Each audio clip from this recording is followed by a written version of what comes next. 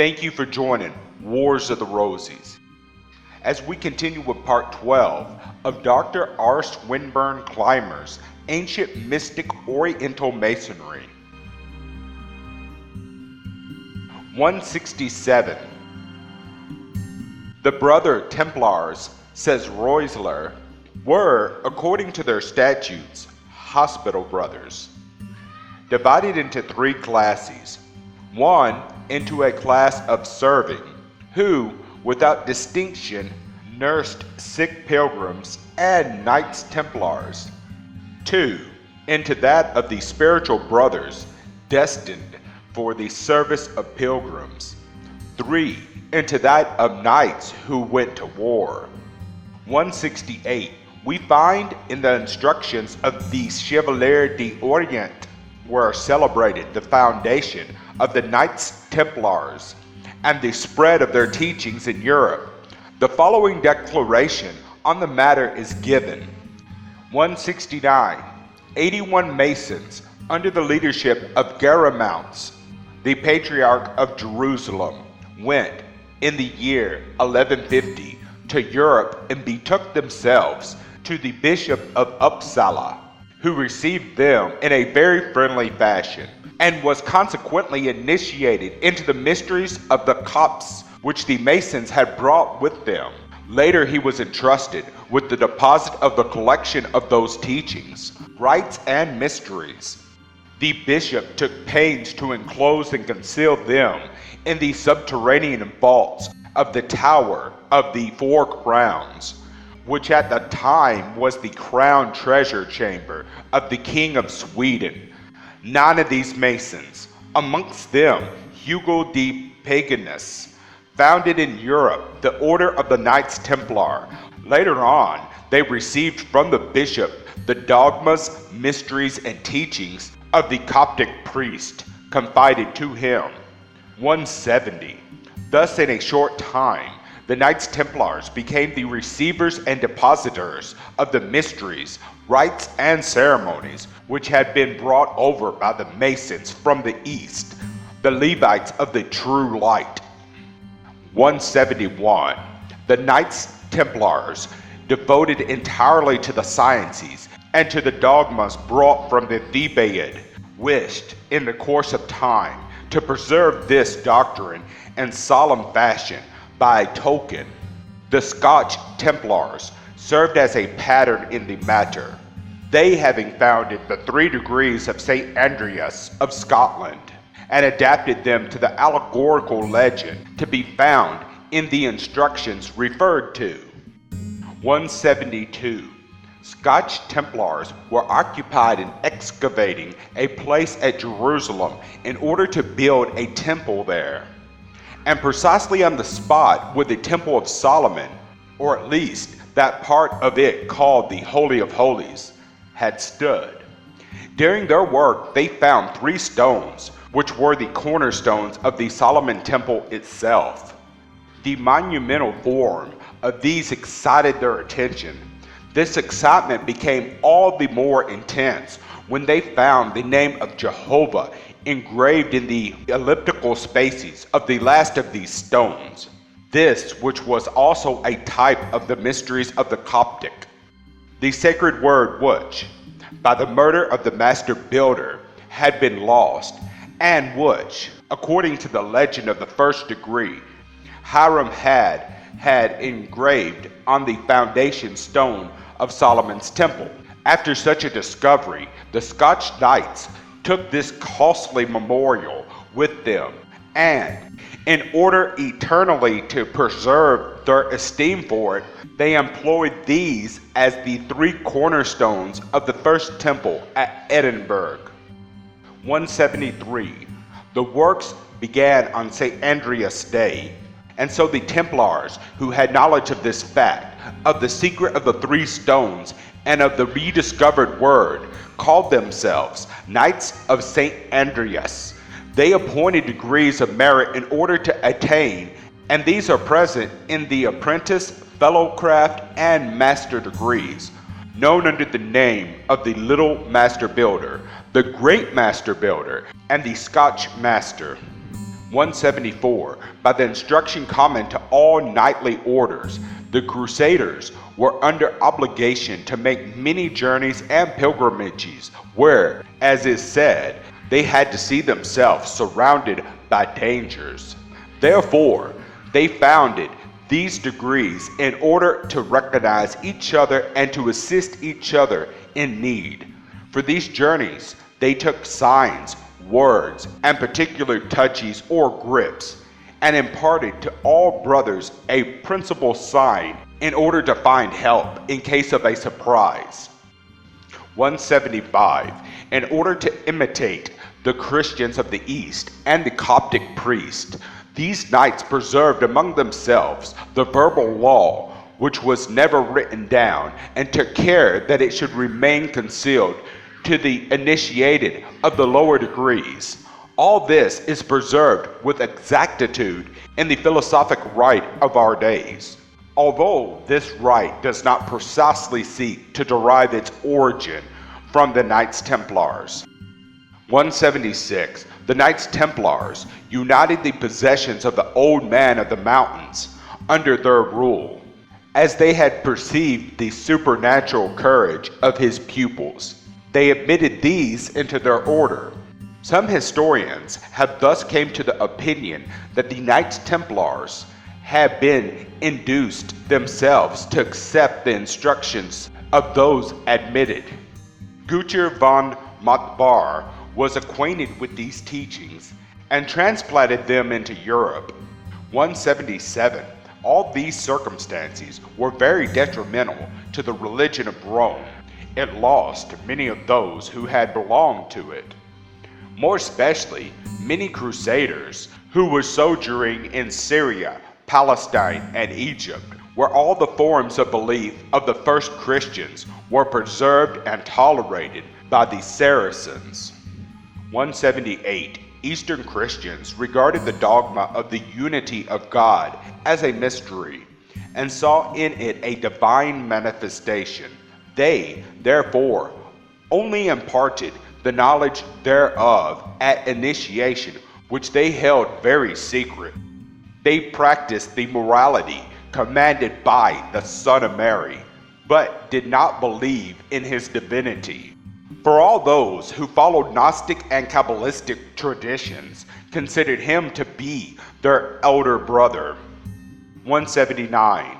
The Knights of the Cross, who had came to know these dogmas and mysteries of the Christians of the East, were obligated, when they returned to Europe, to hold this initiation still more secret, for the mere suspicion of such a faith would have been sufficient to bring these new religious professors to the rack and the stake. 180. As regarding to the link between the Knights Templar and the Gnostic teaching, the Masonic G does not and never did stand for geometry, but for gnosis, the soul. It is well to quote from Abbe Gregory when he says, 181. The order of the temple is cosmopolitan. It is divided into two great classes. 1. The order of the East. 2. The order of the temple. 182. The order of the temple sprang from the order of the East, of which ancient Egypt was the cradle. The order of the East comprised different orders or classes of adepts. The adepts of the first order were at once legislators, judges, and pontiffs. 183. Their policy was opposed to the propagation of metaphysical knowledge and the natural sciences, of which they made themselves the sole depositories, and whoever should have dared to reveal the secrets reserved for the initiates in the order of the sacerdotal hierarchy would have been punished with the most dire severity. They gave to the people only unintelligible emblems constituting the exoteric theology, which was a compound of absurd dogmas and extravagant practices, tending to give more ascendancy to superstition and to consolidate the government. 184. Moses was initiated in Egypt. He was profoundly versed in the theological, physical, and metaphysical mysteries of the priest. Aaron, his brother, and the other Hebrew chiefs became the depositories of these doctrines. These chiefs, or Levites, were divided into several classes according to the custom of the Egyptian priest. 185. Later on, the Son of God was born into the world. He was brought up in the Alexandrian school, filled with a spirit altogether divine, endowed with the most marvelous intelligence. He succeeded in attaining all the degrees of the Egyptian or the Essenian initiation. 186. On returning to Jerusalem, he presented himself before the chiefs of the synagogue and pointed out to them the numerous alterations that the law of Moses had undergone at the hands of the Levites. He confounded them by the power of his spirit and the extent of his knowledge, but the Jewish priests, blinded by their passions, persisted in their errors. 187. However, the moment had come when the Christ, directing the fruits of his lofty meditations towards the universal civilization and welfare of the world, tore down the veil which had hid the truth from the people, preached the love of one's neighbor and the equality of all men before the common Father.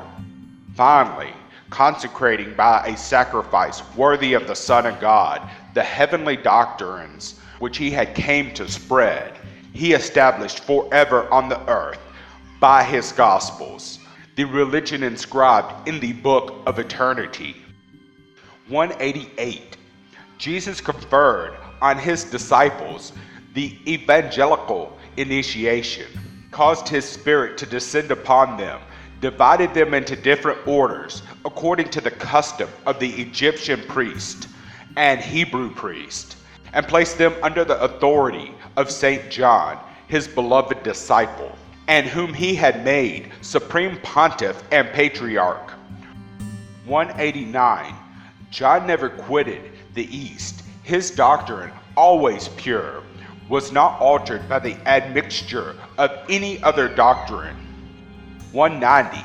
Peter and the other apostles, on the contrary, carried the teachings of Christ to distant peoples, but as they were often forced, in order to promulgate the faith, to conform to the manners and customs of these different nations, and even to admit other rites than those of the East, slight variations and changes crept into the different Gospels, as well as into the doctrine of the numerous Christian sects. 192. Down to 1118, the mysteries and the hierarchical order of the Egyptian initiation, transmitted to the Jews through Moses and afterwards to the Christians through Jesus Christ, were religiously preserved by the successors of the Apostle John. These mysteries and these initiations, regenerated through the evangelical initiation or baptism, formed a sacred deposit which, thanks to the simplicity of primitive customs from which the brothers of the East never departed, never underwent the slightest alteration. 193.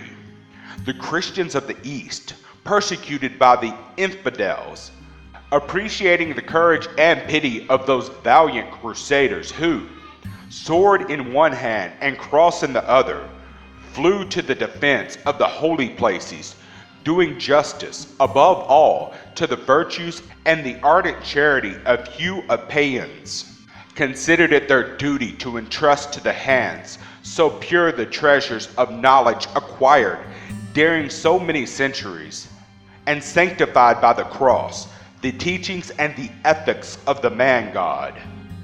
194. Hugh was then invested with the patriarchal apostolic power and placed in the legitimate line of the successors of John the Apostle or Evangelist. 195. Such is the origin of the foundation of the Templars, and of the introduction amongst them of the different modes of initiation of the Christians of the East. designated by the name of primitive or Johannite Christians. It is to this initiation that belong the various degrees consecrated by the rule of the temple, and which were so much called in question in the famous but terrible action brought against this august order. 196. Jacques de Molay, foreseeing the misfortunes that threatened the order, appointed as his successor Brother Jean-Marc Larminius of Jerusalem, and with magisterial power. 197. This Grand Master passed on the supreme power to Brother Theobald of Alexandria, as evidenced by the character of transmission, etc. 198. Let us come finally to the Levitical doctrines. God is all that exists. Every part of all that exists is a part of God, but is not God. 199. Immutable in his essence. God is mutable in his parts, which after having existed under the laws of certain combinations more or less complex, live again under laws of fresh combinations. All is increate. 200. God being supremely intelligent, every one of the parts which compose him is endowed with a portion of his intelligence, in virtue of its destiny, whence it follows that there is an infinite gradation of intelligence resulting from an infinity of different compounds, the union of which forms the eternity of the worlds. The entirety is the great all, or God, who alone has the power to modify, change, and govern all those orders of intelligences according to the eternal and immutable laws of an infinite justice and goodness. 201. God infinite being is composed of three powers: the Father or the being, the Son or the action, the Spirit or the mind, proceeding from the power of the Father and the Son. These three powers form a trinity, a power infinite, unique, and individual. 202. There is but one only true religion, that which acknowledges one only God, eternal, filling the infinity of time and space. 203. The order of nature is immutable. Therefore, all doctrines that anyone would attempt to build up on a change of these laws would be founded only on error. 204. Eternal life is the power with which every being is endowed, of living in his own life and of acquiring an infinity of modifications by combining himself unceasingly with other beings, according to what is ordained by the eternal laws of the wisdom, the justice, and the infinite goodness of the supreme intelligence. 205. According to this system of modification of matter, it is natural to conclude that all its parts have the right of thought and free will, and therefore the power of merit and demerit. Hence there is no longer anything of what is called inorganic matter. If, however, any must be admitted, where is the limit? For instance, among minerals, vegetable, and animal substances. 206. However, the high initiates do not profess to believe that all the parts of matter possesses the faculty of thought. It is not thus that they profess to understand their system. They certainly admit a series of intelligences from the elementary substance, the most simple molecule, or the monad, up to the reunion of all these monads or of their components, a reunion which would constitute the great all, or God, which, as the universal intelligence, would alone have the power of comprehending itself, but the manner of being, of feeling, and of using the intelligence would be relative to the hierarchical order in which they found themselves placed. Consequently, the intelligence would differ according to the mode of organization and the hierarchical place of each body. Thus, according to this system, the intelligence of the simple molecule would be limited to seeking or rejecting union with certain other molecules. The intelligence of a body composed of several molecules would have other characters, according to the mode of organization of its elements, and the higher or lower degree that is occupied in the hierarchical scale of compounds. Man, for example, among the intelligences which form part of the earth, would alone have that modification or organization which would fully give the I consciousness, as well as the faculty of distinguishing good from evil, and consequently which would procure the gift of free will. Thank you for watching. Please don't forget to share, like, subscribe, and comment. If you can, please consider donating towards the Rosies. Links to PayPal and Patreon are in the description. Thank you very much.